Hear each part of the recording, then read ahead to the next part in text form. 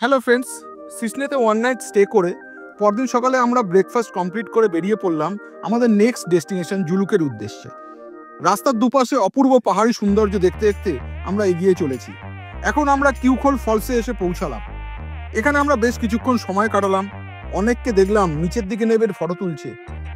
আমি আর নিচের দিকে নামলাম না, ওপর থেকে দাঁড়িয়ে ফলসটা দেখে নিলাম। তারপর আমরা আবার এগিয়ে চললাম পাহাড়ে ঘেরা রাস্তা দিয়ে। এবার আমরা এসে পৌঁছালাম ইকো নেচার পার্কে। গাড়ি থেকে নামার পর হঠাৎ করে বেশ ঠান্ডা অনুভব করতে লাগলাম। যত এগিয়ে চলেছি ঠান্ডা আস্তে আস্তে বাড়ছে। মনে হলো এই ঠান্ডায় একটু গরম কফিতে চুমুক দিলে বেশ ভালোই হয়। তাই পাশের দোকান থেকে এক কাপ কফি নিয়ে অনেকক্ষণ ধরে কফির আমেজ উপভোগ করলাম। তারপর পার্কের ভেতর ঢুকে বেশ কিছুক্ষণ সময় কাটালাম। পার্কের ভেতরে শান্ত পরিবেশে নিজের নিঃশ্বাসের শব্দ শুনতে পাচ্ছিলাম। এরপর আমরা আর কোথাও না দাঁড়িয়ে সোজা জুলুকে এসে পৌঁছালাম। জুলুকে যে হোমস্টেতে আমরা ছিলাম সেটার নাম দিলমায়া হোমস্টে।